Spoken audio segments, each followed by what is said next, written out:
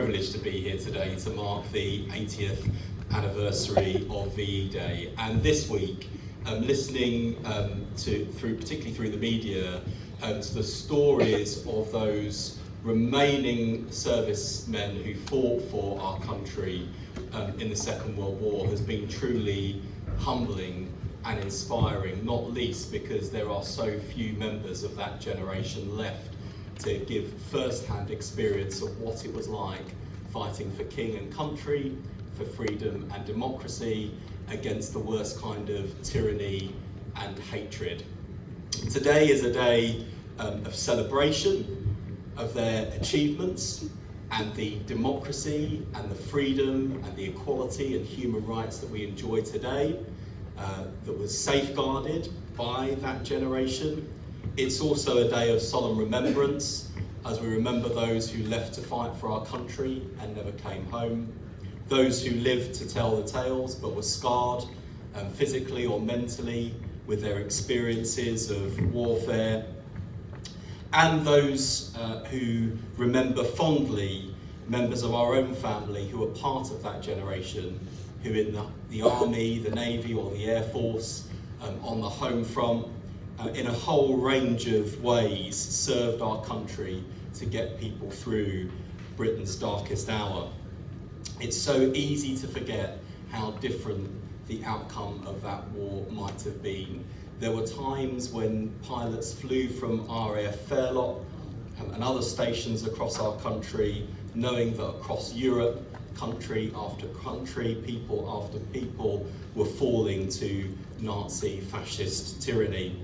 And for a while our country stood alone until our friends, not just from the United States, but from across the then Empire, now Commonwealth, came to our rescue and safeguarded not just our freedom, but the freedom of people right across Europe, liberating people who would otherwise have been put to death in Nazi concentration and death camps.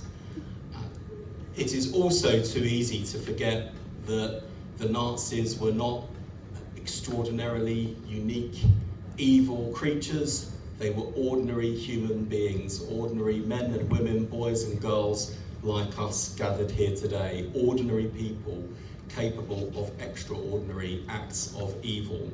That for me is the most stark warning from history that the Nazis give us, that ordinary people are capable of extraordinary acts of evil. And it is only when good people stand up and stand against hatred, discrimination, prejudice, violence, fascism, that freedom prevails. And unfortunately, history doesn't repeat itself, but it does rhyme. And today, on our continent, across our world, we see echoes of the same kind of Nazi fascism, oppression, discrimination, and hatred. And all of us, however old we are, whatever position we occupy, all of us can live up to the example set for us by that great generation 80 years ago, not to be bystanders to hatred, discrimination, prejudice, and persecution, to stand up for freedom, liberty, and democracy, as our country does today for our friends in Ukraine. And that's one of many reasons why today is such an important moment for our country. It is about remembering those who lost. It is about cherishing the freedom that we have today. And it is also about committing ourselves to stand up for the same values that previous generations fought for. Today I particularly remember my grandfather, who served in the Royal Navy during the Second World War. Many other people across the borough, many people here today will have similar fond memories of people that we loved who gave so much. They were truly the greatest generation. Without them, we would not be here today.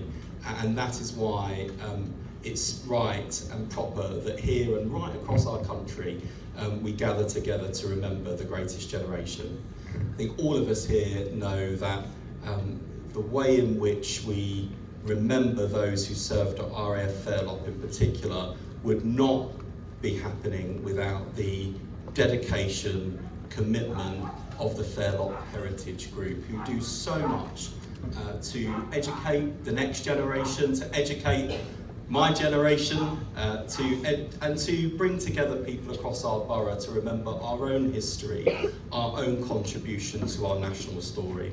So I'm very proud to be patron of Fairlop Heritage Group, and it is a particular pleasure for me to introduce the man who does so much for our borough, for our community, and for the memory of that greatest generation. Please give a warm hand to the chairman of the Fairlop Heritage Group, David Martin.